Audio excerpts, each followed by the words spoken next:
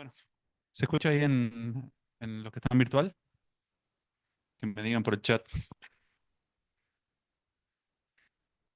Sí, bien. ¿Alguien que me preste un programa tienen? Yo me lo olvidé. Gracias. Eso. Ahí estamos. Un segundo, ya largamos.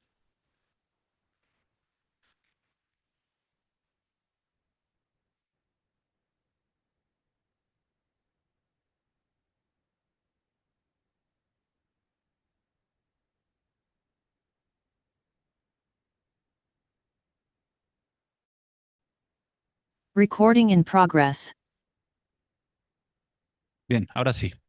Hoy nos tocaba ver antijuridicidad. Antes que empiece con el tema, si bien es un tema que no tiene tanto contenido de lectura, sí tiene complejidad. Acá estoy viendo gente que está sintiendo con la cabeza, evidentemente deben haber leído, ¿no? A la explicación. Pero, ustedes, preguntas quedan pendientes. Me gustaría que me las hagan ahora. Aquellos que están en...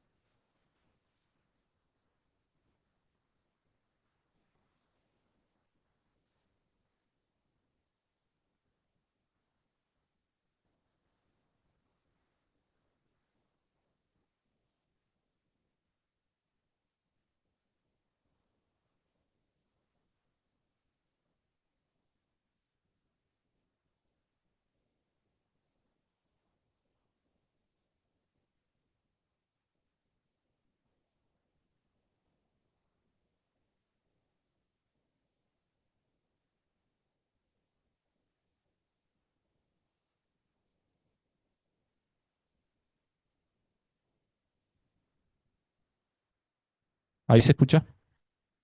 Sí, golpeé sin querer y se accionó el botón de encendido. Perdón. Estaba preguntando en el aula me estaban preguntando el tema del parcial. Bien. Primero dijeron de que tentativa, la fecha es el próximo martes. Bien, yo quiero rectificar eso. No está definido próximo martes. Sí, con un alto grado de seguridad, el martes siguiente. ¿Está? ¿Alguien que se fije, por favor, en su calendario la fecha? Martes 27 de mayo. ¿A qué hora tienen ambiental? Y bueno, ningún problema. El martes que viene tenemos el parcial, entonces. No lo puedo seguir aplazando.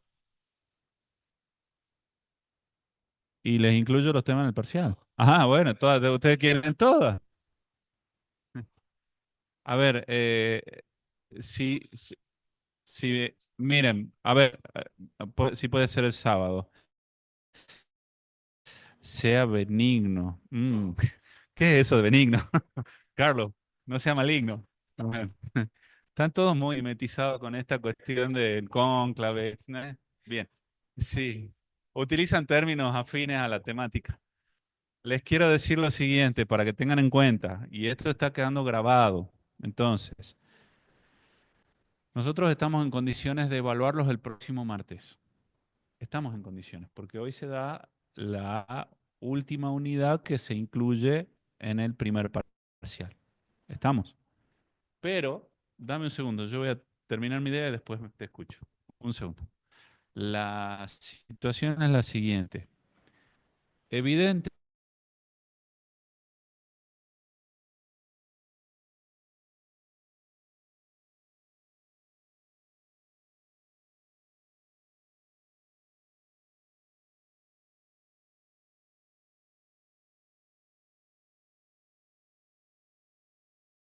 Recording stopped.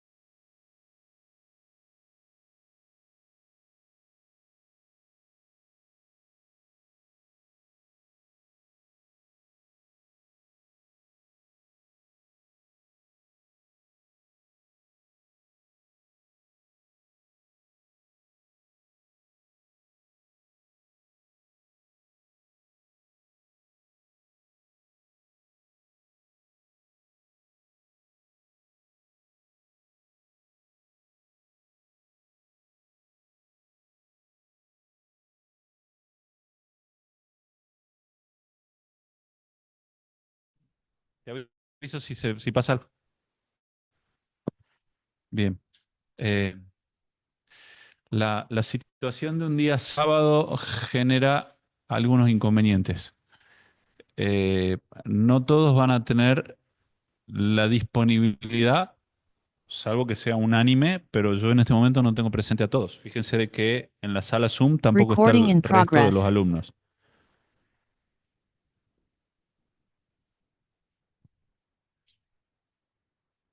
Ya lo sé. Em, yo prefiero, para no obstaculizar el avance, ir con el horario de clase. Eh, y es más, ese día ustedes van a tener 25 minutos para rendir el parcial. Ese día los que estén presentes o eventualmente se conectan al Zoom, yo doy clases, porque no tenemos margen para seguir dilatando clases teóricas a fin de completar el temario del programa y que ustedes lleguen en óptimas condiciones, por lo menos de mi parte, a un examen final. Quizás no todos rindan final, seguramente va a ser una parte, otros accederán a la promoción, pero aquellos que vayan a rendir un examen final tienen que tener, por lo menos del docente, abordado la totalidad del contenido del programa. Y si yo lo voy corriendo, los perjudico, chicos, y no cumplo con el diseño curricular. Puedo preguntar eventualmente, puedo preguntarlo, tomo como inquietud.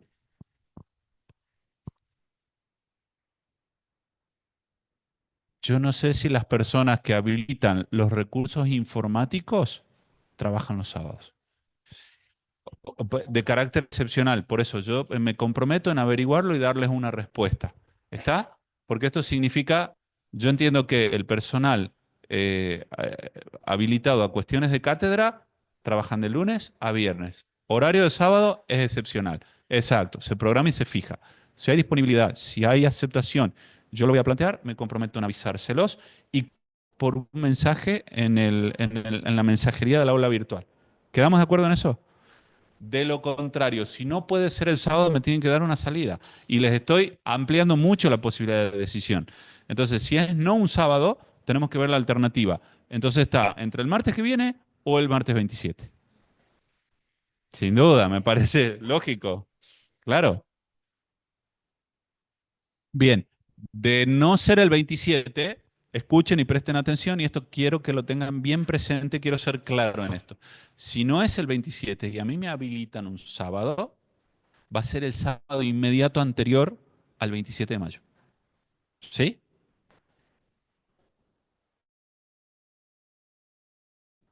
Acá están votando por un sábado o no. Bueno, si ustedes quieren y me están llevando a tomar la decisión unilateral de todo. Bien, el martes 27, cerrada la discusión, pasamos a tomar la decisión por la mensajería en el aula virtual. Van a estar debidamente notificados y con la suficiente antelación la fecha y el horario del parcial. Lo que sí aclararles, opción múltiple, modalidad virtual. La nota la van a tener al momento en que envíen todo y terminen su evaluación.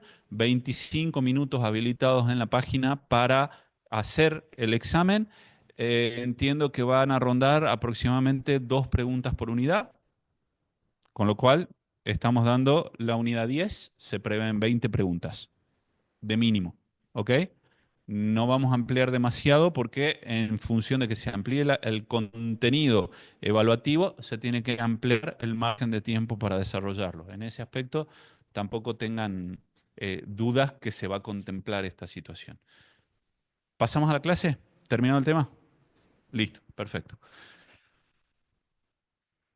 ¿Dudas? Se va a notificar. Ya no hemos fijado fecha, se va a notificar.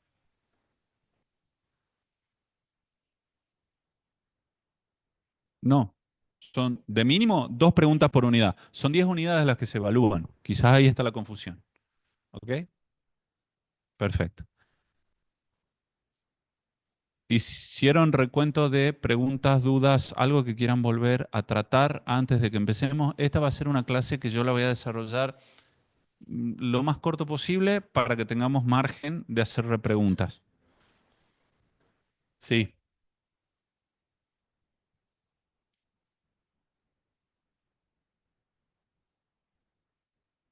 claro, estaba previsto que se dé la clase pasada, pero estuvimos hablando del tipo culposo y error de tipo. Sí.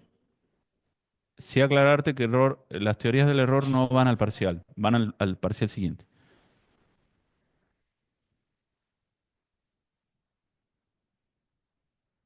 De imputación objetiva desarrollé.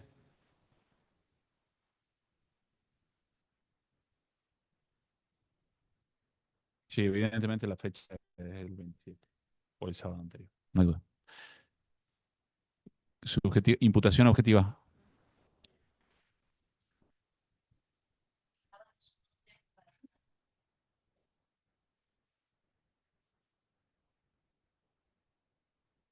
Se abordaron en clase. Se abordaron en clase. Si quieres, los tomamos como repaso, pero hoy damos antijuricidad. ¿Sí? Agotemos el temario y volvamos sobre el punto en la clase práctica. Yo me comprometo a volverlo a abordar. ¿Ok? De la imputación objetiva. Sí.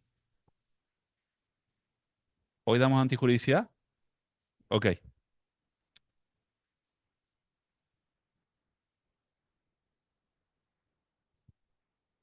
Carlos Huerta, ¿va a tomar articulación del código?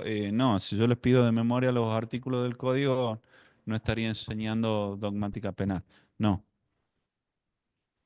Se van a poder ver todas las preguntas a medida que responde o recién pasada a la siguiente pregunta. Sí, van a poder ver absolutamente la cantidad total de preguntas para que ustedes las vayan respondiendo en el orden que les parezca. Esto no, sí es limitante esto de que responde una pregunta, se visualiza la segunda, y es más, va a estar dividido, porque esto también lo estuve viendo, va a estar dividido el scrolling de la página por mitades las preguntas. ¿Sí? Si son 20 preguntas, en la primera visualización van a poder scrollear 10 preguntas. Después van a pasar a la siguiente 10 más, sin importar la extensión de la consigna o de las opciones para que ustedes elijan. ¿Está? Bien, aclarado el tema. Sin preguntas, insisto, temas anteriores, más allá de lo que me advierte la compañera, te agradezco lo que me dijiste porque lo tenemos que volver a ver. ¿Qué habíamos dicho de antijuridicidad? ¿Alguien se acuerda?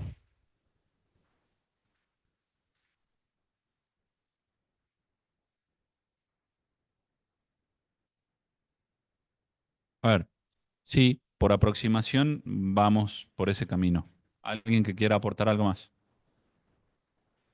Acá las compañeras que asentían diciendo que les había costado ver antijuridicidad, las escucho. Aporten.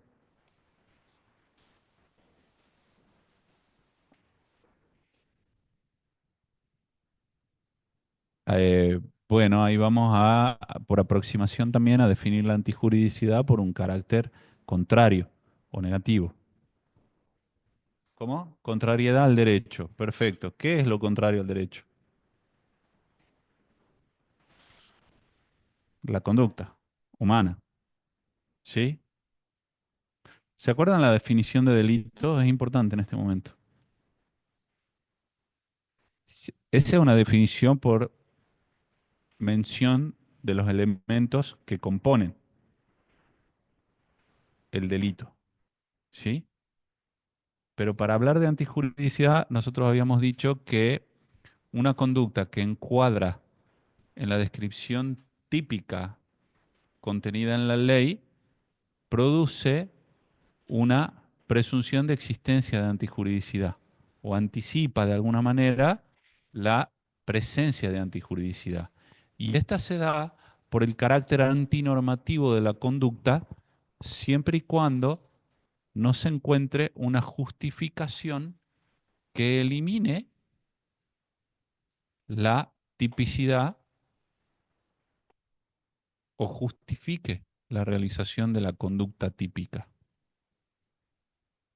Y fíjense que lo vinculo con el elemento anterior, ¿sí? Es decir, la antinormatividad se elimina por justificación del contenido típico de una conducta. y no en sí misma por antijuridicidad. No podemos hablar de antijuridicidad cuando se elimina el contenido típico de la conducta, ¿sí? Ya sea porque opera una causa de justificación, porque opera una causa que excluye la imputación al tipo objetivo o la característica que tiene una persona de ser imputable respecto de la conducta realizada por el mismo. Y acá ya nos metemos de lleno en el artículo 34 del código. Entonces, tenemos que... ¿No se entendió lo que dije? Vamos de nuevo.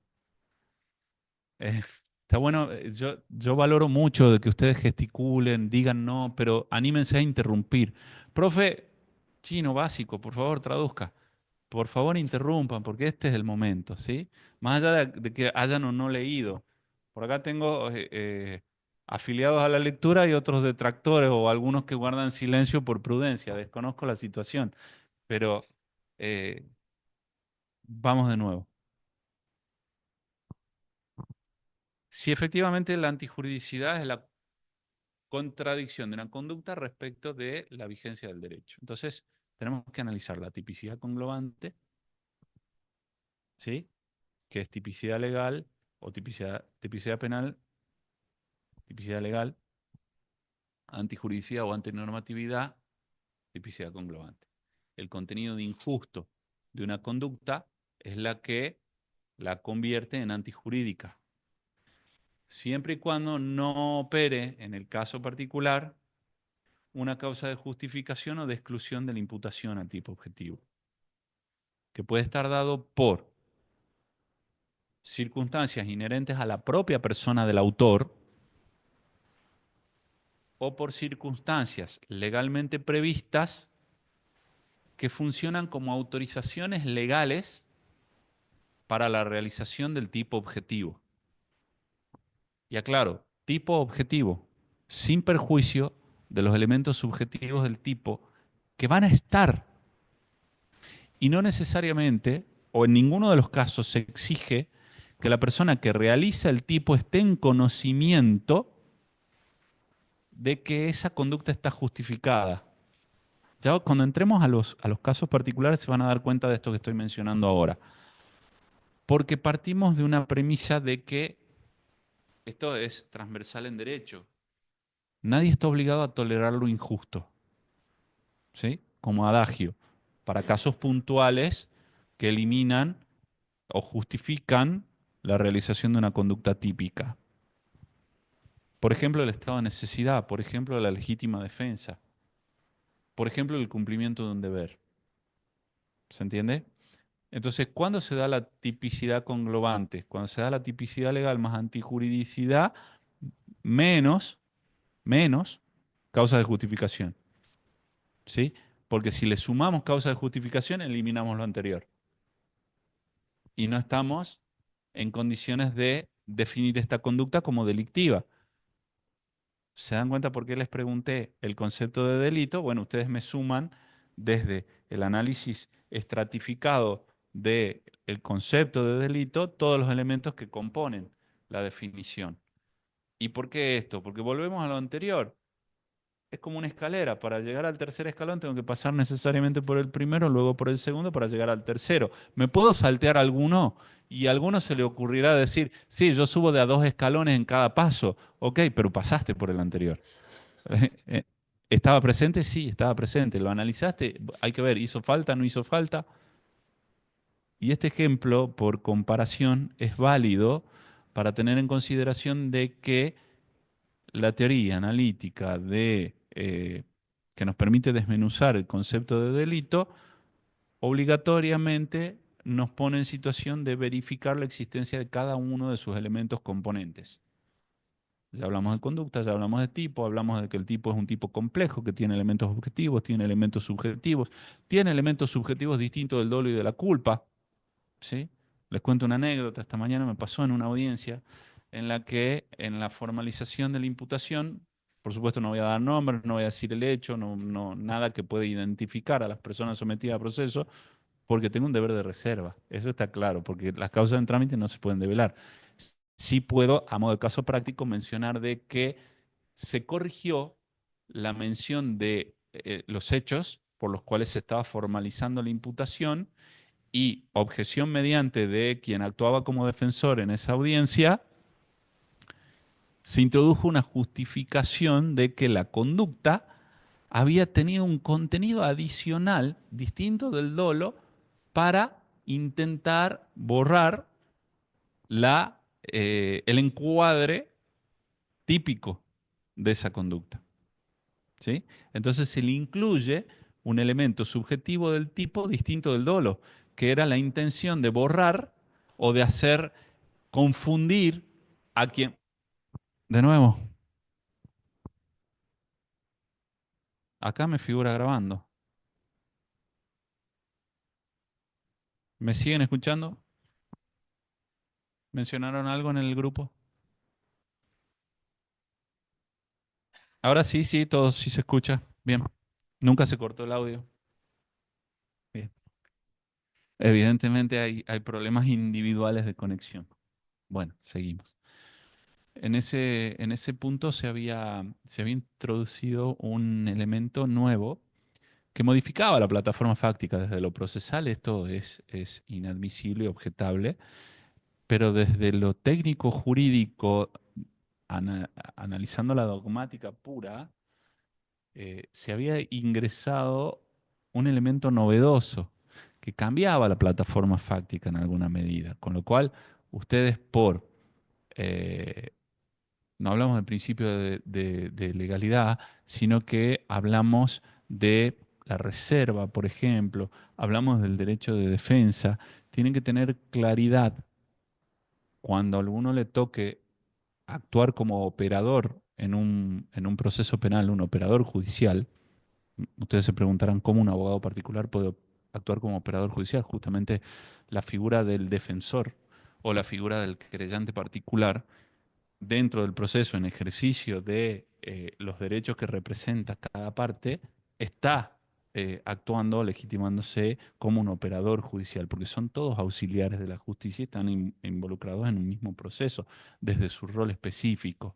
¿Se entiende? Es muy importante de que ustedes tengan en claro, o por lo menos que eh, analicen con la claridad suficiente estos elementos contenedores del concepto de delito para saber si existe o no posibilidad de objetar o de oponerse al avance persecutorio o que el avance persecutorio, luego de la promoción de la acción penal, tenga efectos gravitantes respecto de las consecuencias de la formalización de una imputación. Porque no se olviden que cuando una persona comete un delito y la justicia lo llama a estar a derecho, puede tener consecuencias. La primera de ellas es que, en principio, estaría peligrando la continuidad del estado de libertad que goza esta persona, según el tipo delictivo que se le impute, ¿verdad? Porque hay delitos por los cuales se puede permanecer en libertad o se debe permanecer en libertad, porque en rigor de verdad el principio general es que durante todo el proceso se debe garantizar la libertad de la persona imputada,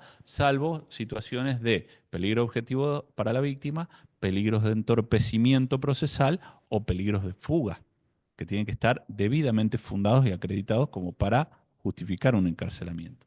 Esto lo digo a fin de que ustedes vayan tomando por aproximación conciencia de que estos elementos constitutivos del concepto de delito se deben analizar de manera acabada. Por lo tanto, cuando estamos frente a una conducta típica que analicemos si es antijurídica, tenemos que excluir si existía o no un permiso legal para actuar de esa manera. ¿Se entiende?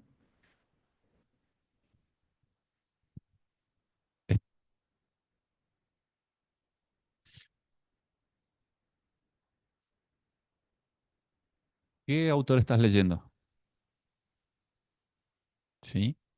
¿A dónde quedaste en la lectura? Porque Zaffaroni hace un análisis, ¿sí? Desde el causalismo, realiza la crítica, aclara y luego te introduce a la postura finalista. Por eso me da la impresión de que cortaste el avance de la lectura en algún punto y no terminaste de ver el capítulo. ¿Es así lo que te pasó? Ah, ok. Entonces, termina de leerlo y fíjate si subsiste la necesidad de la pregunta.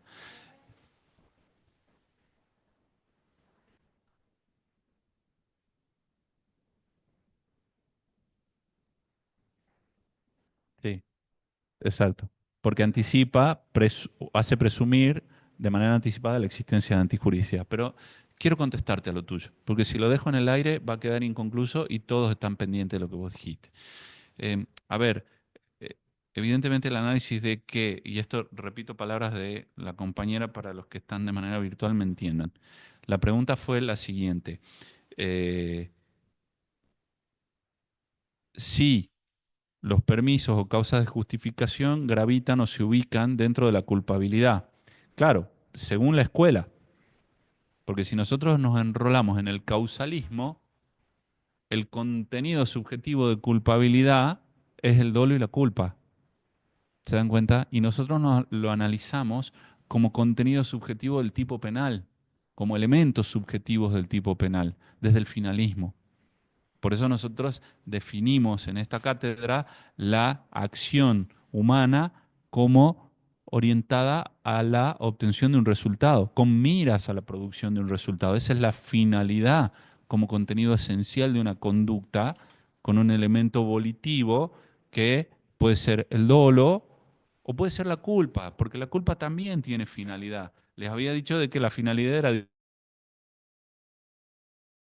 resultado ocurre a consecuencia de la realización de la conducta, pero como algo no querido o querido y menospreciado o bajo la creencia de que se va a evitar. El factor de evitación es el que gravita en la eliminación o la justificación del elemento subjetivo culpa.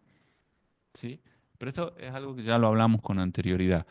Evidentemente, la respuesta a tu pregunta es afirmativa si nosotros nos enrolamos en la escuela causalista cuyo contenido subjetivo, hablando del dolo y de la culpa, están ubicados en la culpabilidad, es decir, en el elemento siguiente, el que vamos a ver después de la antijuridicidad.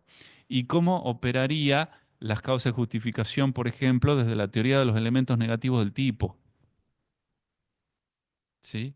Ahí tendría alguna justificación decir de que se eliminan el elemento dolo culpa haciendo un regreso de análisis en el elemento tipo penal, para ver si el mismo se justifica en los permisos para actuar, cuyo contenido analiza el dolo y la culpa en la culpabilidad. Pero estúdienlo a- de manera informativa, desmenúcenlo y hagan la comparación. Pero tengan en cuenta que nosotros nos enrolamos en otro, claro, en otra escuela. ¿Es necesario conocer el causalismo para entender el finalismo? Y sí, porque son evoluciones.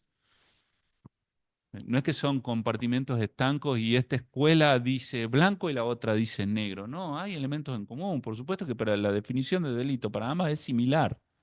Lo que pasa es que se van, en la evolución analítica, se van ubicando los elementos en distintos lugares. Se fueron ubicando y hoy nadie discute que el tipo penal es un tipo complejo que tiene elementos subjetivos.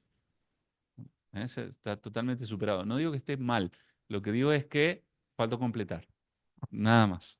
¿Mm? Bien. O sea, profe, que la antijuridad es esencial en el delito, junto con la tipicidad y la culpabilidad. Bueno, ordenemos los elementos en esta pregunta. Carlos puso esta pregunta. Sí, pero la teoría analítica nos obliga a analizar de manera estratificada y en un orden específico los elementos del delito. ¿Verificamos que hubo conducta humana? Sí. Ok. ¿Y esta conducta encuadra en un tipo penal? Por ejemplo, una persona mató a otra de una puñalada. Evidentemente sí. Y cuando tenemos una conducta que encuadra en el tipo penal, en el tipo objetivo penal, es decir, en la descripción normativa de la conducta prohibida, analizaremos si esta conducta fue realizada a título de dolo o de culpa, eventualmente. ¿Sí? Bien. Pasó hace unos días en una reunión social que me comentaron, yo no he participado, un conocido mío, un amigo, estaba tratando de destrabar un pasador de un baño, ¿sí? Que no tenía llave, sino que tienen esas trabas que giran, ¿sí? Y del otro lado no tenía un destornillador, entonces la mejor idea fue accionarlo con un cuchillo de punta. Y ese cuchillo patinó sobre el metal, metal con metal, patinó y terminó incrustado en el antebrazo de esta persona, con una lesión cortante que llegó incluso a tocar el hueso. Esto, claro, muy profusa la pérdida de sangre, etcétera. Rápido, auto, hospital, desinfección, puntos, y bueno, a ver cómo evoluciona. Podemos hablar de una conducta típica, y si esa lesión hubiese sido en un tercero, por ejemplo, que yo hubiese estado sujetando un poquito la puerta, se patina el cuchillo y se introduce en mi antebrazo y no en el del que lo estaba manipulando. Vamos por el ejemplo, ¿sí? ¿Es típica? Sin duda. ¿Típica de qué? De lesiones. Lesiones. ¿Hubo dolo o culpa? ¿Él tuvo la intención de lesionarme? En principio no, porque la situación era, ¿cuál era la acción final? ¿Cuál era la finalidad que perseguía? Destrabar la puerta porque del otro lado, ponele, se quedó encerrado un niño que no tenía la fuerza para accionarla y estaba dura la cerradura. ¿Ve? Le vamos agregando aditamentos. No es lo que pasó en esta audiencia que les mencioné, estamos creando el caso práctico. ¿Sí? Y entonces este sujeto estaba manipulando el cuchillo y yo le estaba sosteniendo el picaporte de la puerta. Se patina ¡pum! Al antebrazo. Perfora el buzo o el abrigo, introduce a través de la piel en la musculatura y suponete que te lesiona eh, una arteria. Bueno, en el brazo no sería, salvo en la parte superior, cerca de la axila, eh, en el antebrazo, tanto difícil, ponele. Sí, se muere desangrado, sin duda. ¿Mm? Bueno, hay una acción típica de lesiones, culposa, dolosa.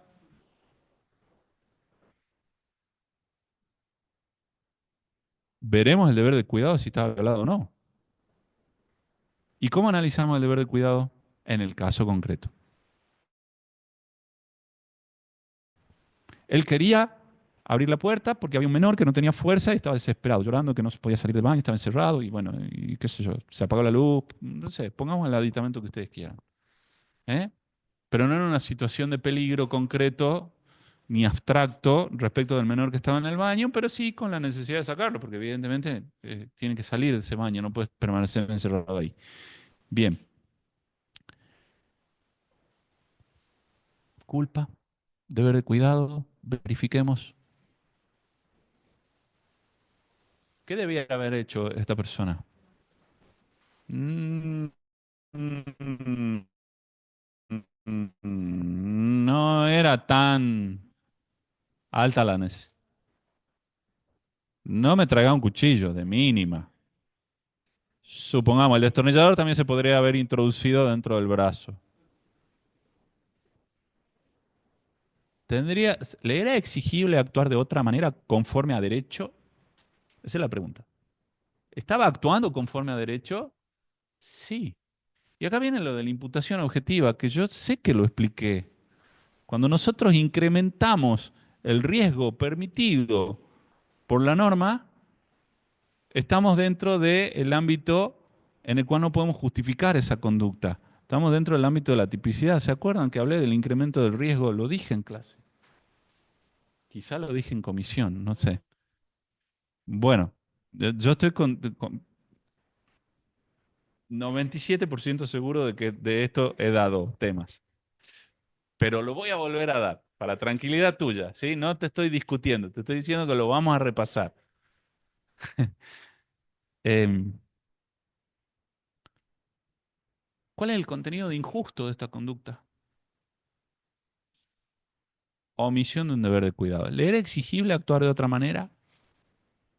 Objetivamente, ¿estaba dentro del riesgo permitido? ¿Es riesgoso abrir con un cuchillo una cerradura? Sí. ¿Es menos riesgoso abrirlo con un destornillador? No. ¿Estamos de acuerdo todos que no? Claro, exactamente. Los dos son elementos punzocortantes. sin duda. Al menos de punta, los dos. Uno tendrá más filo que el otro. Seguramente que si lo ponemos a votación gana el cuchillo, ¿no? Sí, sí, con elementos. Sí, exacto, claro. Las viromes, claro, sin duda. Bueno, ¿y qué podríamos haber hecho? Puede ser romper la puerta. Si tenía un vidrio, podemos romper el vidrio. Pero, ¿no? Frente a la lesión al bien jurídico, llamar a un cerrajero. ¿Era exigible llamar a un cerrajero? Fíjense que no estaba trabada la cerradura. Era este pestillo de traba, que tiene medio giro, que no tiene llave.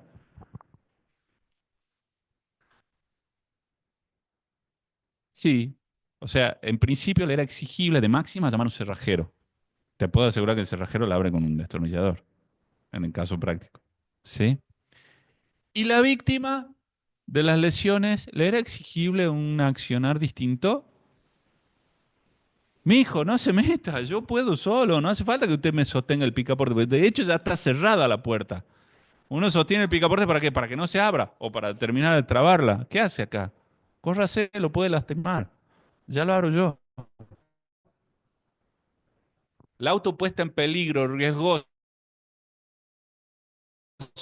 de una víctima que incrementa la víctima o no, según la teoría de la imputación objetiva, sí.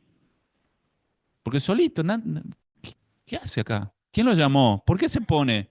¿Se entiende? No sea curioso, se va a lastimar. Deje, chiquito, aléjese del fuego, se va a quemar.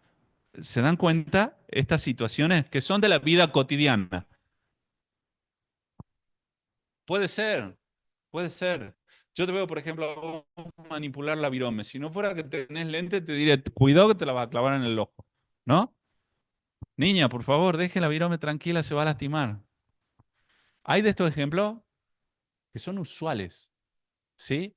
Esto es lo que en derecho civil se establece como un buen padre de familia diría o recomendaría. ¿Se acuerdan de esto? Bueno, por supuesto que son conceptos que si los analizamos literalmente suenan de antaño, pero están vigentes. ¿Eh? Y sí, claro. Sí, sí, sí. Volvamos a la antijuricidad. Traigamos esto a lo que estamos dando. No es casual que yo esté dando este ejemplo. ¿Está justificada la conducta de esta persona? Y estamos hablando del que estaba manipulando un cuchillo para destrabar un pasador. No era una cerradura, era un pasador. No está justificado. Vamos a los ejemplos. Ese baño estaba ocupado por un menor de edad que se estaba duchando con agua caliente que salía de un calefón eléctrico. Y bueno, pero vamos creando el caso para razonar juntos cuál es, porque si no yo les doy la teoría tal cual sale en el libro, a ver cómo la razonan ustedes al caso concreto. Y ahí nos vamos a encontrar en un doble problema, porque hay que bajarlo a la realidad. Entonces estamos hablando del estado de necesidad. Bien, evidentemente lo menos lesivo para el bien patrimonial puerta era destrabar el pasador con un cuchillo o con un destornillador. Ahora, si ese chiquito nosotros sentimos que estaba gritando, quería salir y de golpe no lo sentimos más, se desmayó, se electrocutó, algo pasó. Y resulta que justo cuando él se cayó se cortó la luz. ¿Qué hacemos? Tiro la puerta al piso, dijo, ¿no es cierto? Perfecto. Bien. Sí, con ejemplo la mejor manera de aprender sin duda, pero para eso tenemos que leer previamente la teoría. ¿No? ¿Coinciden? Bien. Tiro la puerta al piso, con todo el ímpetu. Vamos. Con cuidado de que esa puerta cuando caiga no golpee al niño. Oiga, señora, ¿qué está haciendo? Claro, y ya armamos una película de terror acá. ¿Se entiende? Entonces, producimos, estamos produciendo un daño para evitar uno mayor o que en el caso concreto nosotros sospechamos que es de mayor intensidad, para salvar un bien jurídico, sin duda, mayor. A ver si me lo cuentan. ¿Cuál es el caso que vieron ayer?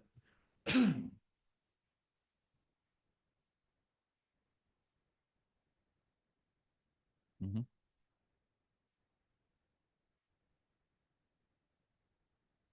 ¿Qué significa transportar como mula estupefacientes? ¿Esas son las mulas? Para mí las mulas eran animales de cuatro patas que... Sí, obvio, en la jerga, vamos. Está bien, gana de molestarte.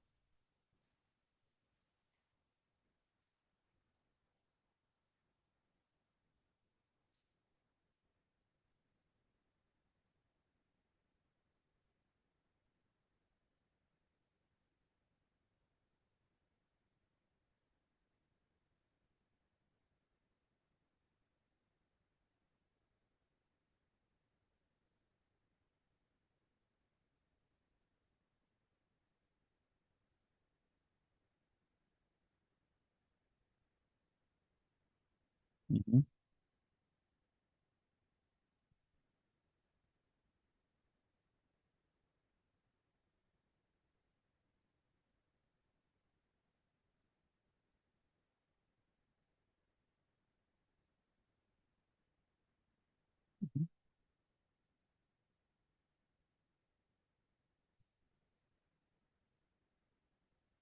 Me están contando el caso práctico de la comisión de ayer, Patricia.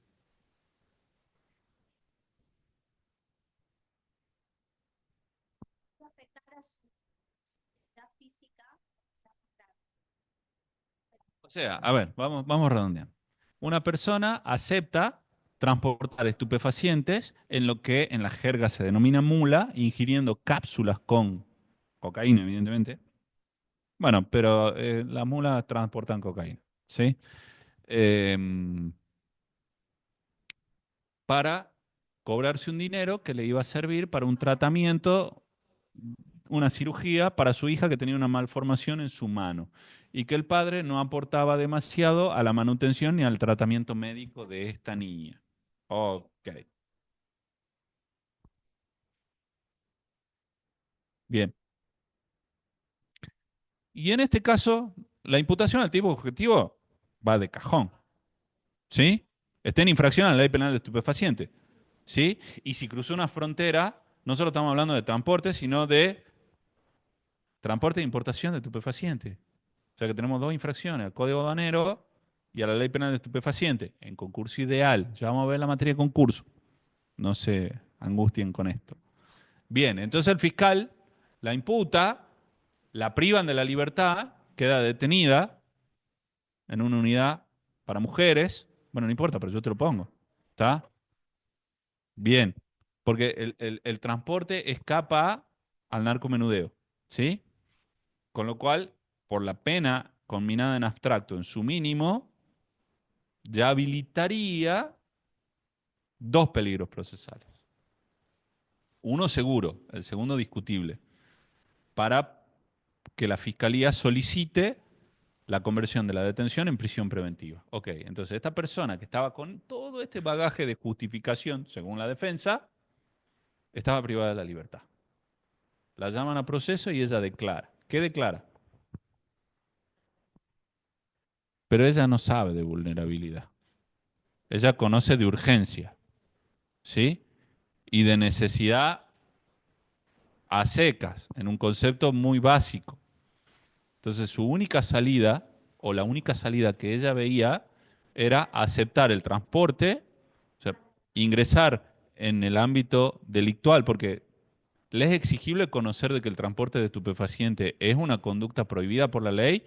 En principio sí, salvo que tenga alguna capacidad de comprensión distinta que le impida comprender que ese acto corresponde a un tipo penal. ¿Se entiende? Con lo cual acá volvemos al 34, inciso primero del Código Penal. Esta persona que accedió lo hizo con miras a lograr solventar la cirugía que le iba a corregir o aminorar las consecuencias que tenía en su mano la niña menor, su hija. Perfecto. ¿Cómo acreditas eso?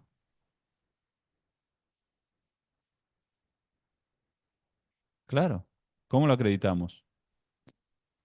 En principio a mí se me ocurre la novena interrupción que te hago. En principio lo que se me ocurre desde el derecho de defensa, pero, profe, presunción de inocencia, de mínima. Ok, pero la presunción de inocencia opera sola, hay que acompañarla, ¿verdad? Bien, perfecto. ¿Cómo hacemos? Sí, claro, sí,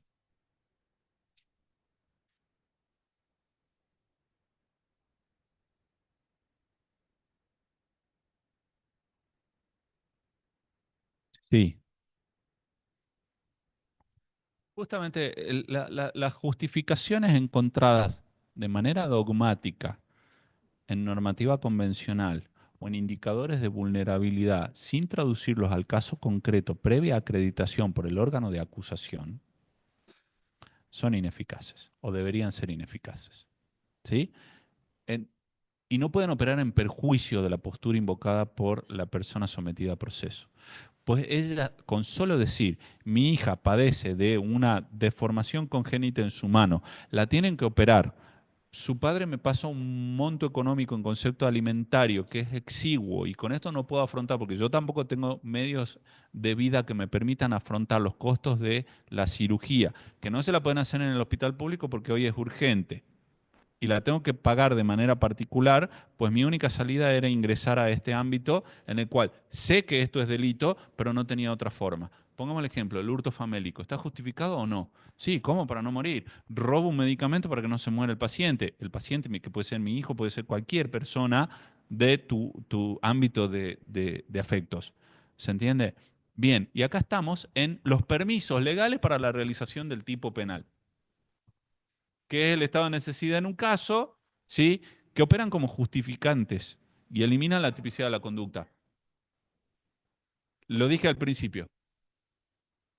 Es claro, exactamente, porque acá nosotros con... Pero está bien lo que dice la compañera. Fíjate que ella introduce algo. Sí.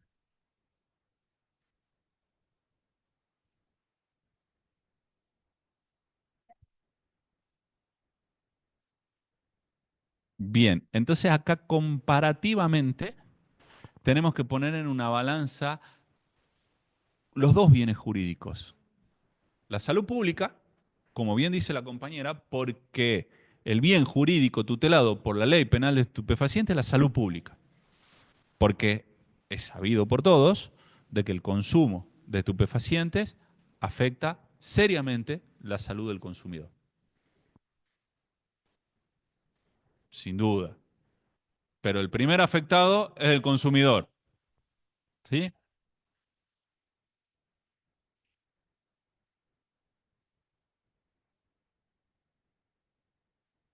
Pues ahí empezamos con el imaginario de saber a dónde impacta todo esto.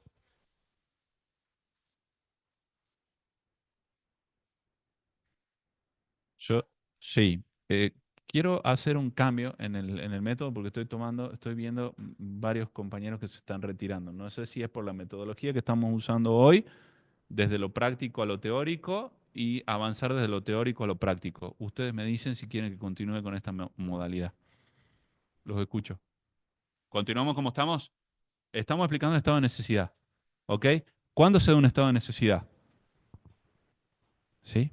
El estado de necesidad se da cuando una persona se encuentra en situación de tener que afectar un bien jurídico tutelado, o sea, un bien jurídicamente tutelado, para salvar otro que está amenazado de un mal grave e inminente, exactamente, que necesita tutela de manera inmediata, porque si no reacciona se produciría la afectación a este bien jurídico que tratamos de proteger.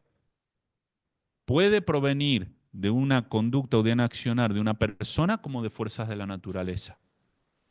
¿Sí? Pongamos por ejemplo, yo estoy viendo que en el árbol que está en la vereda se siente el crujido de una rama. Presumiblemente la experiencia me enseña de que esa rama está por caerse. Y yo veo que hay chicos que están jugando ahí abajo. ¿Sí? Y para salvarlos, voy corriendo y los empujo y los tiro hacia la avenida. La avenida que pasan colectivos, motos, autos, etcétera. Pero yo lo empujo y los tiro a la avenida, en la fuerza de esta intervención. Inmediatamente después cae la rama. ¿Sí? Me golpea a mí, eventualmente, pero los chicos están indemnes. Y en ese momento no pasaba nadie por la calle. Se levantaron, se sacudieron sus ropas y volvieron a jugar cerca de donde estaban.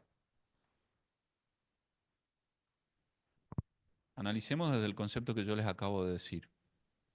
¿Sí? ¿El mal amenazado era grave? ¿Por qué? ¿Cuál era la gravedad? ¿Qué representaba? La vida o al menos la integridad, si vamos a lo menos. ¿Sí? Perfecto. Sí, le pegaban un brazo en una pierna, lo podía quebrar, lastimar gravemente, etcétera, e incluso hasta la pérdida de la... Supongamos, dos chiquitos que estaban jugando abajo de ese árbol. Bien, yo los empujo y con esto los chicos se raspan y otros se lastima. O algunos se quiebra un brazo. ¿Sí? En el caso concreto, la lesión que se evitó, en principio, era mayor o más grave o representaba mayor gravedad y entidad que la que efectivamente se produjo. Y se evitó, porque hubo una evitación de un mal grave e inminente del cual yo era ajeno y ellos también, ¿sí? Y se produce una lesión en el resultado. Lo mismo ocurre, por ejemplo, cuando uno intenta salvarse, por ejemplo, pongamos el ejemplo, ustedes vienen circulando en un auto, en una tormenta, y la tormenta comienza con granizo, con un granizo de dimensiones considerables. Cada granizo tenía dimensiones grandes que podían romper el auto. Y ustedes en ese momento ven que estaba un portón abierto en una casa y deciden ingresar con el auto. ¿Sí? Y resulta que atrás de ustedes venía el dueño de la casa y quería entrar con su auto. ¿Solución? Ustedes son titulares de un bien jurídico ahí. ¿Sí? La relación de disponibilidad que tienen ustedes como dueños del auto respecto de este auto, que querían protegerlo. ¿Sí? ¿Qué delito cometieron, o en principio, qué infracción a un tipo penal cometieron al ingresar a un garage ajeno? Al menos una violación de domicilio. ¿Se entiende? Bien. ¿Qué trataron de evitar con esta violación de domicilio? Que se les abolle el auto. Ok, pero después tenemos el otro que estaba tocando bocina afuera diciendo, salí de mi casa. ¿Sí? ¿Pero qué evitamos nosotros? El daño a nuestra propiedad, produciendo la afectación a un bien jurídico de un tercero, que nada tenía que ver con esto. ¿Se entiende? ¿Está justificada la conducta? ¿No hay un estado de necesidad? Pero el otro te lo introdujo como una cuestión de ruido para generarte la confusión. Y ahora viene la cuestión pugilística que terminan a los golpes en esa vereda bajo el granizo. ¿Se entiende?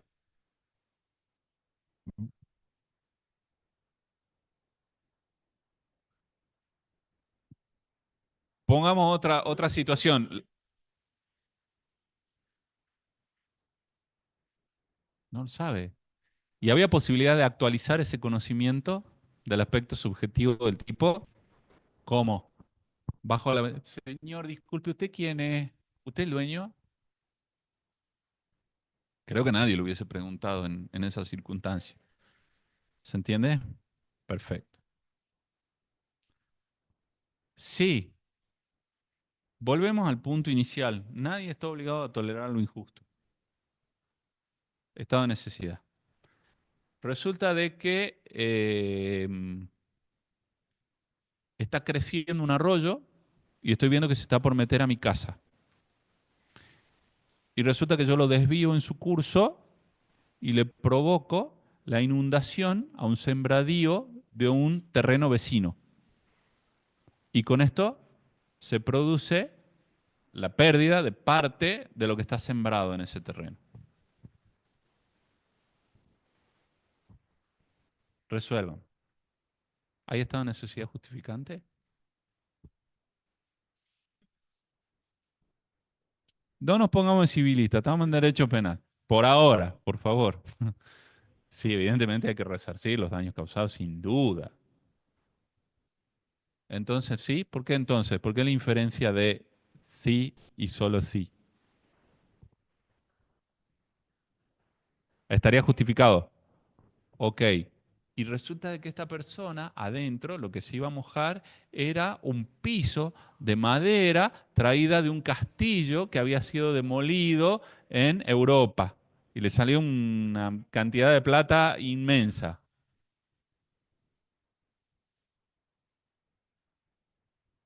Vos lo desviás. Usted también. Ustedes también. ¿Alguien no lo desviaría? No sé, veremos. Pero para esa persona era muy valioso. ¿Sí? Legítima defensa. ¿Qué saben de legítima defensa?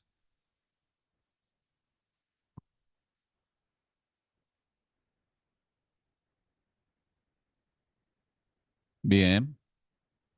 Lea.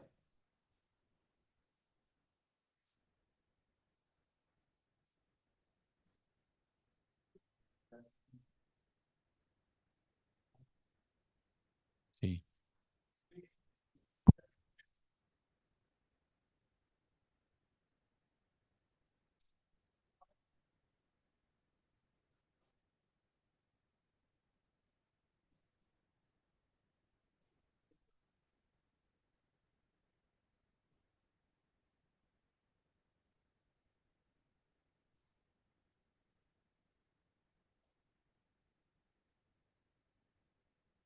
Eh,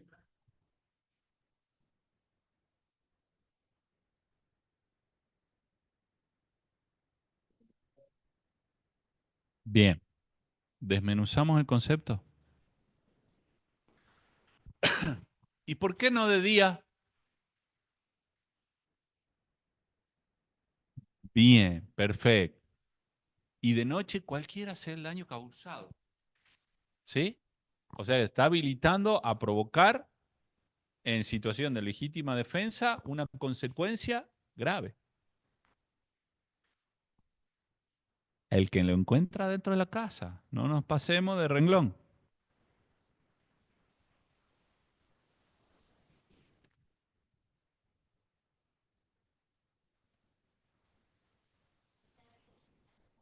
34. Sí, sí la podés alegar, pero la proporcionalidad del medio empleado se exige en mayor amplitud frente a la nocturnidad cuando la visión está totalmente reducida. La exigibilidad legal que establece este artículo es distinta según sea con luz natural o durante la noche. Ya claro, luz natural.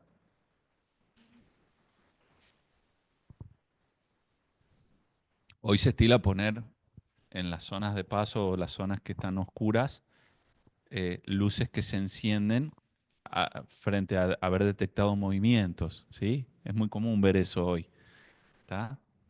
Y esto nos coloca fuera del supuesto. Supongamos que nosotros tenemos un reflector, sensor de movimiento, pues perimetral de alambre. La persona saltó el alambre y el reflector se prendió porque la persona estaba moviéndose acá adentro. Po- Está dentro de nuestra propiedad. Supongamos que este es el patio de nuestra casa. ¿Sí? Bueno, estos son los supuestos. Pero vamos a la definición original. La legítima defensa, por regla, establece que es la que habilita a la autodefensa cuando existe una agresión ilegítima de un tercero que no ha sido provocada de nuestra parte cuya reacción, insisto, de nuestra parte,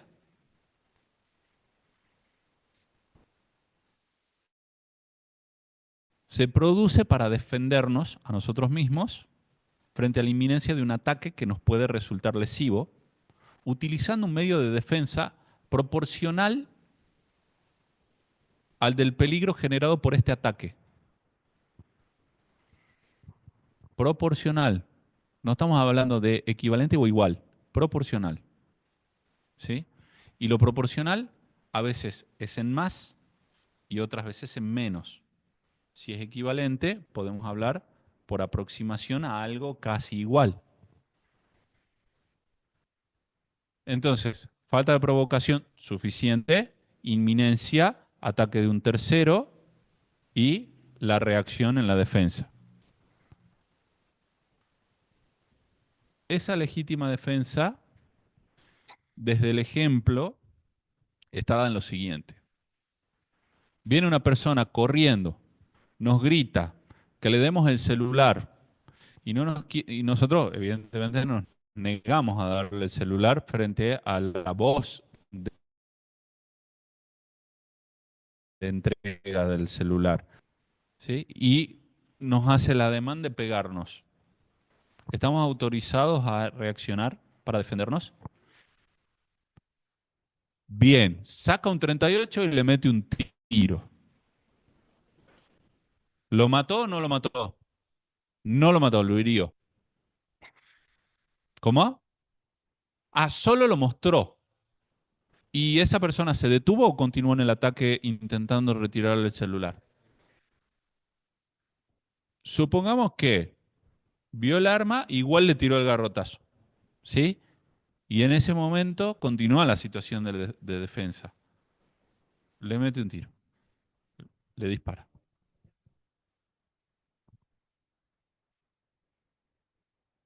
En el momento te quisiera ver.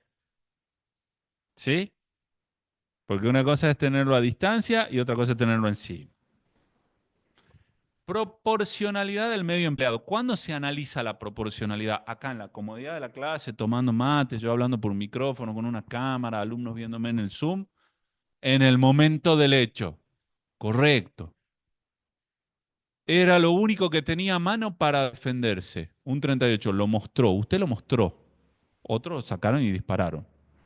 Bien, en la situación puntual, ¿le era exigible actuar de otra manera menos lesiva porque tenía al alcance otro medio para defenderse? Vuelvo a insistir, nadie está obligado a tolerar lo injusto. Ahí está, en el caso puntual, el único medio que tenía era un arma. Bien, ¿se puede considerar exceso en la legítima defensa cuando puede ser? Y lo remata, exacto.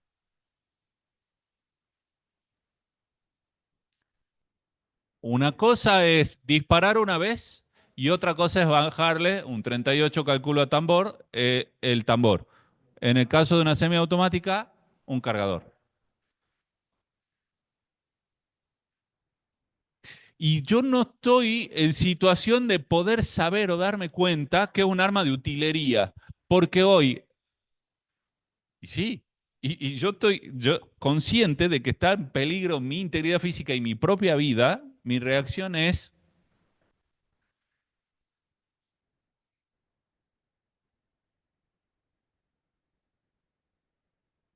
también aplica. Sí, al caso concreto, claro. Pero estos son factores de incremento o morigeración de la escala penal en caso de que se haya determinado que no hubo justificación exculpante que elimine el juicio de reproche o que justifique la tipicidad, sino como un atenuante. ¿Se entiende? En un tratamiento de responsabilidad penal disminuido en el juicio de reproche a nivel de la culpabilidad para la determinación de la pena en el caso concreto. ¿Te das cuenta? Que acá tendríamos que aplicar los criterios reductivos si existe el tipo culposo para el delito, esa escala penal, o en su defecto la reducción proporcional según la escala de la tentativa. Veremos en cada caso concreto si aplica o no cada uno de estos supuestos. No sé si se entendió la respuesta a tu pregunta. Quedó poco clara.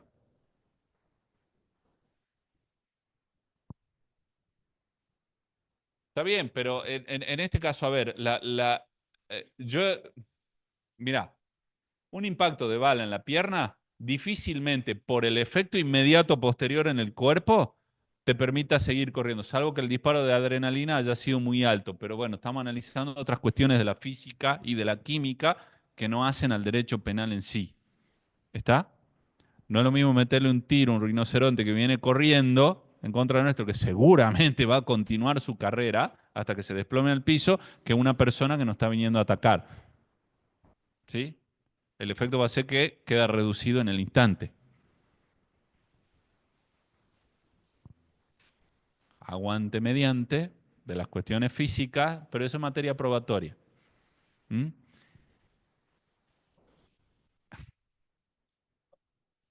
Ya no hay legítima defensa, porque la inminencia del mal grave e inmediato, como estoy redundando, desapareció. Ha cesado la situación de accionar en legítima defensa.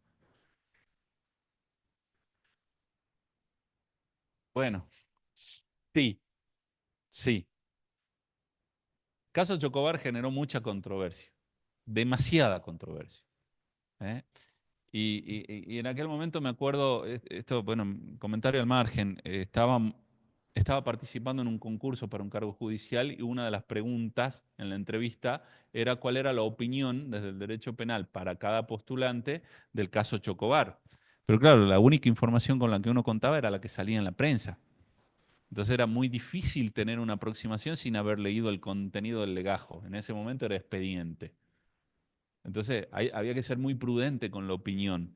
¿Se dan cuenta? Pero el caso Chocobar, en ese momento de valoración, era de que un policía de civil advierte que había herido a un turista extranjero y le había sustraído, o sea, un atacante le había sustraído alguno de sus bienes y se estaba dando a la fuga.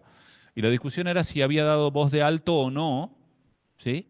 Y en la huida, él produce un disparo que le provoca la muerte a este tercero, al atacante de este turista extranjero. Y es bueno el caso porque acá vemos que la situación de legítima defensa no solo es legítima defensa propia, también está admitida la legítima defensa de terceros, ¿sí? De aquellos que, bajo nuestro juicio, al momento de valoración de los hechos, no podía defenderse de manera efectiva. Y nosotros nos encontramos en situación de autorización para defenderlo al tercero, que puede ser un tercero dentro de nuestro ámbito de afecto o puede ser un tercero totalmente desconocido, ¿sí? Por ejemplo, el caso de los rugbyers que atacaron al chico Baez Sosa, ¿sí? A Fernando Baez Sosa. No, estaba tratando de acordarme el nombre de él. ¿Podría haber actuado un tercero defendiéndolo a Fernando en ese momento del ataque? Era necesario que alguien actúe, porque lo estaban, exacto, lo maltrataron de tal manera que le produjeron la muerte, ¿sí? Bueno, estamos frente a la exigencia de actuar en la omisión de auxilio. Y este es otro supuesto. ¿Se dan cuenta cómo vamos relacionando los puntos? Bien, sin duda, sin duda. Ahora, pero vos te ves, por ejemplo, en una pelea frente a chicos que tienen determinada característica por el deporte que practican. Y en el caso concreto hay que ver quién, claro, quién se anima, quién se les anima en una situación de violencia grupal frente a un tercero que está... Y bueno, leer exigible, no leer exigible, actuar en legítima defensa de tercero. Está bien ser un espectador inerte frente a este hecho. Podría haber actuado a riesgo de su propia vida, porque quizá el resultado en la defensa de terceros hubiese sido la pérdida de mi propia vida cuando yo era el tercero que legítimamente iba a defender a esta víctima. La víctima estaba en condiciones o no de defenderse. Podíamos actualizar el conocimiento de la falta de provocación suficiente por parte de quien en ese momento para nosotros era la víctima que estaba siendo atacado, porque puede haber habido provocación suficiente. ¿Se entiende? Por ejemplo, en esta cosa de el palabrerío previo a la pelea a golpes de puño, ¿sí? Que se insultan de tal manera hasta que el otro reacciona y lo ataca. ¿Hay provocación suficiente? ¿La reacción era proporcionada a la provocación? Bueno, veremos, ¿no? Le mencionó algo de su entorno familiar que lo afectaba gravemente en su moral, ¿sí? Y sabía dónde darle con las palabras. Y esa persona reacciona arrojándole un elemento contundente sobre su corporalidad. ¿Hay provocación? ¿No hay provocación? Hay provocación. ¿Se puede actuar en legítima defensa en este caso? Hay legítima defensa, incluso hay supuesto de legítima defensa putativa. Cuando uno cree que está defendiendo a alguien que estaba en situación de ser atacado injustamente y no pudimos actualizar ese conocimiento. Creíamos que estábamos actuando en legítima defensa de tercero o creíamos que estábamos actuando en legítima defensa nuestra, propia, frente a alguien que nos estaba jugando una broma. No sé si ustedes son consumidores de TikTok, pero hay un montón de videos que se ven de alguien que le está por hacer una broma a un tercero y este reacciona de manera violenta bajo la creencia de que lo estaban atacando y resulta que no, era... ¿eh? O aquel que le hace la broma escondido en un buzón de cartas o simulando una planta y que hay gente que se asusta, hay otros que gritan, otros que se ríen y otros que reaccionan con un golpe. Bueno, ese es el caso. ¿Se entiende? O sea, hay que medir también la reacción de la persona. Hay que prever que puede tener mala reacción. ¿Sí? Bien. Acá lo tiraron hace un rato, caso Baez Sosa, sí, justamente, el que estábamos tratando.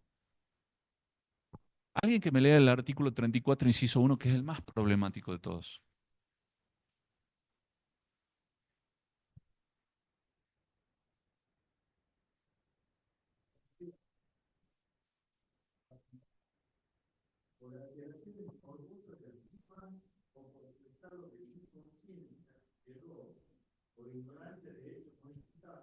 Bien.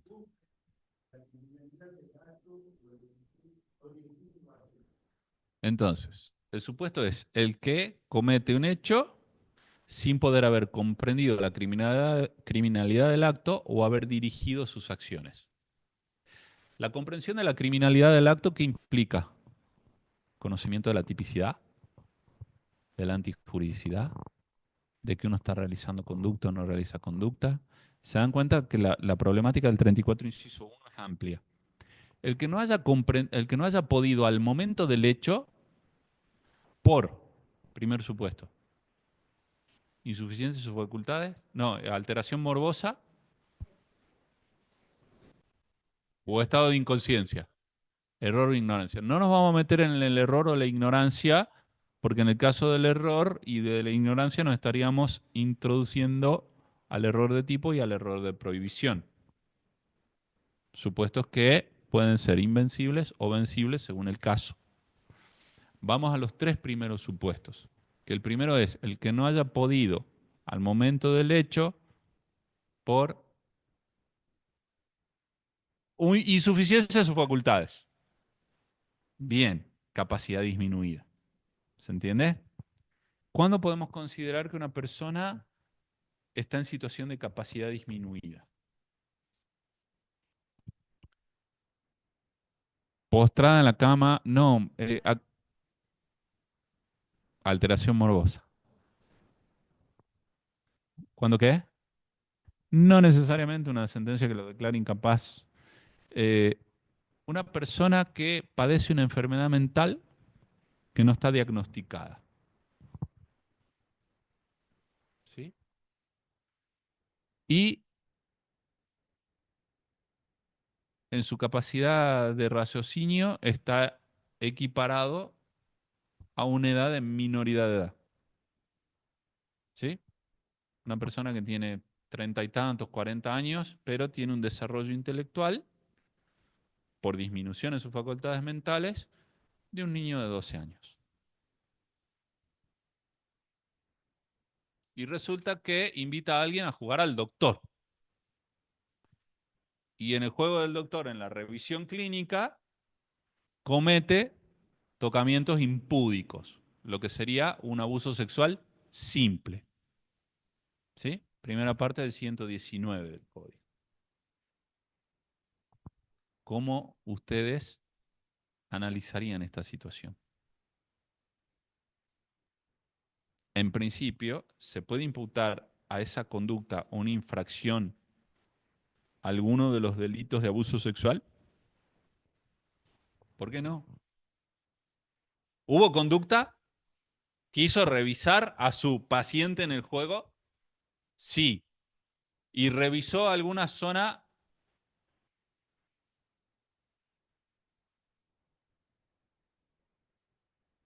¿Pero lo sabemos? Vos sos la fiscal de esta causa.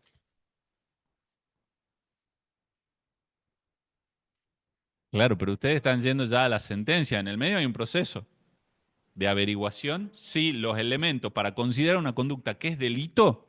¿Saben cuándo se determina que una conducta es delictiva y merece pena? En la sentencia definitiva de condena. Y para que haya sentencia, dictado de sentencia, hay que atravesar todo el proceso completo.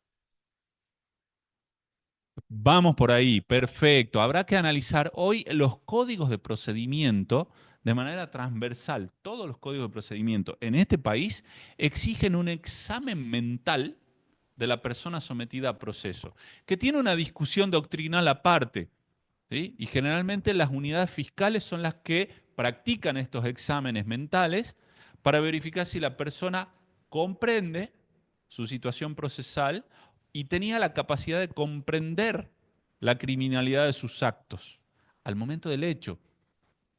Y no sé, porque nosotros tampoco podemos viajar al pasado y ver qué pasaba por esa cabeza al momento de cometer los hechos, pero si podemos o estamos frente a un diagnóstico presuntivo de debilidad mental, esquizofrenia o alguna enfermedad de carácter psiquiátrico, pues la alerta está puesta en que gravita uno de los supuestos del artículo 34, inciso primero, que aquella persona que realice una conducta que no tiene una comprensión acabada de las consecuencias de su accionar,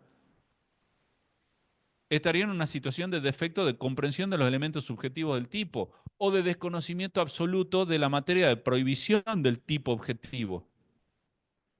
Esa persona que tenía un desarrollo mental equivalente a un niño de 12 años, le era exigible entender que una revisión en un juego, una revisión corporal, en un juego de clínica médica, ¿era encuadrable al tipo penal de abuso sexual simple? No necesariamente. ¿Se entiende? Y no lo estamos analizando desde la justicia penal juvenil, lo estamos analizando en el desarrollo mental, porque efectivamente su edad cronológica era mayor de edad, ¿sí? Por lo tanto, descartamos el régimen especial. Entonces, ¿qué está excluido acá? El que no haya podido, al momento del hecho, por, ¿cómo dice? Insuficiencia de sus facultades mentales.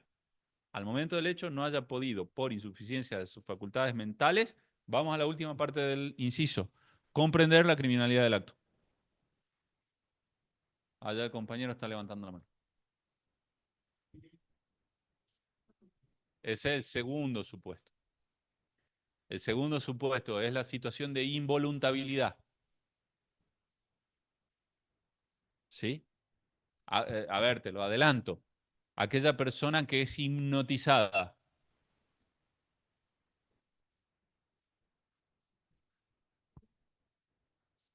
¿Sí?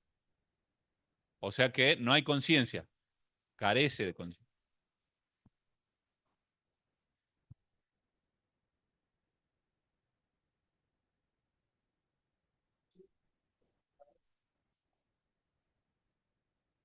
Un ladrillo en la cabeza, por ejemplo.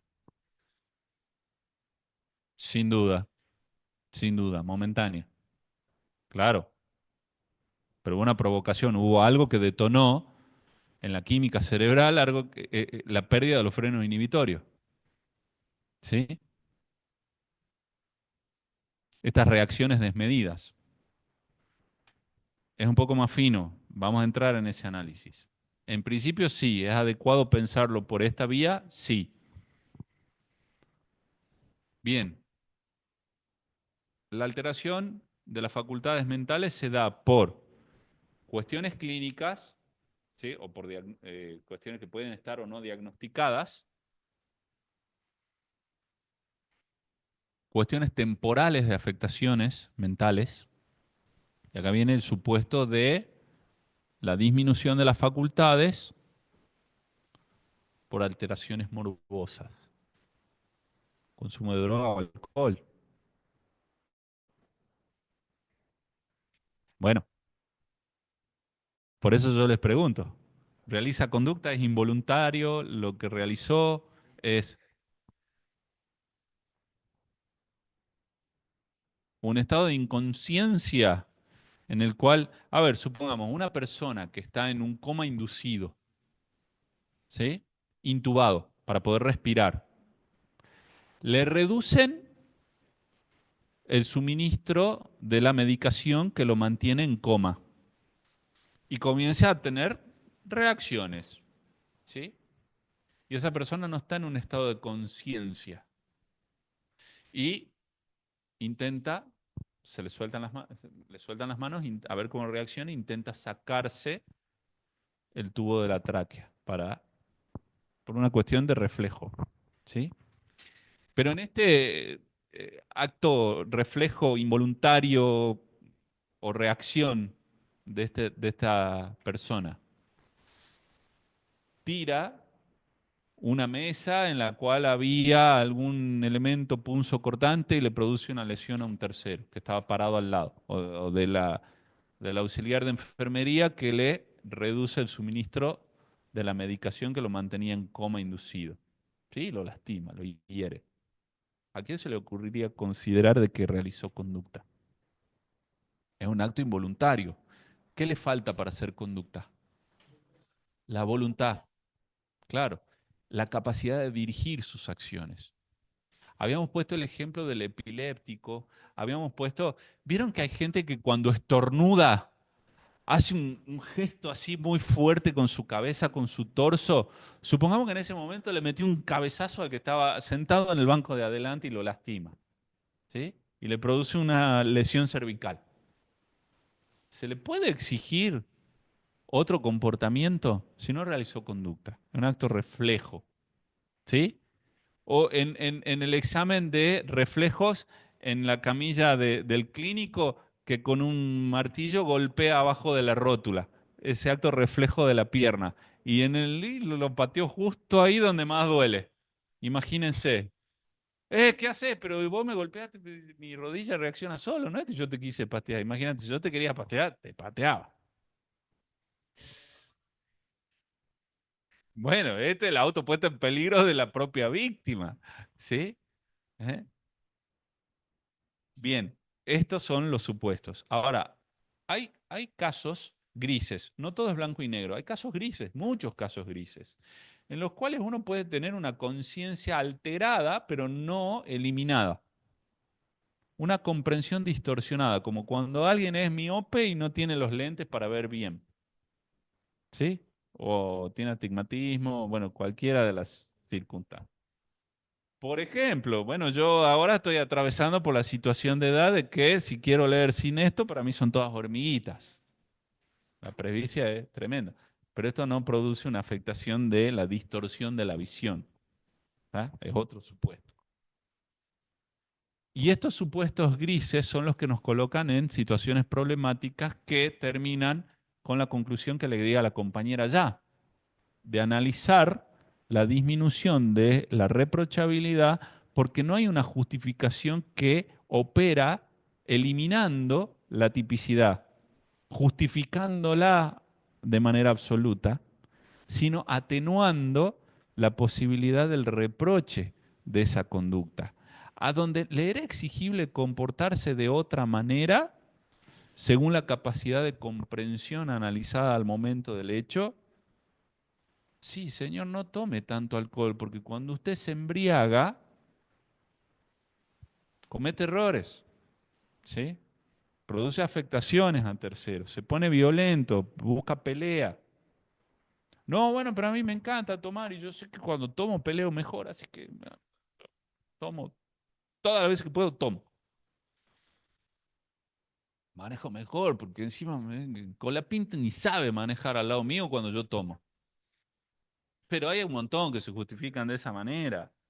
Entonces es consciente de que en estas situaciones puede producir, sí, le era exigible comportarse de otra manera, sí, hay posibilidad de atenuación, veremos si no es un actio liber in causa o hay una situación de justificación atenuada o de atenuación por causa de justificación. ¿Sí? El tercer supuesto,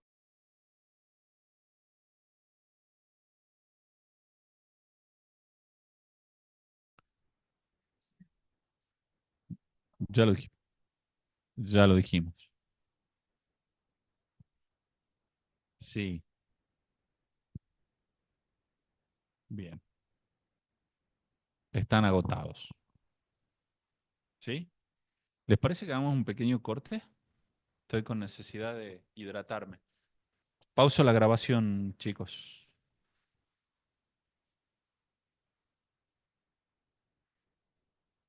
Recording stopped.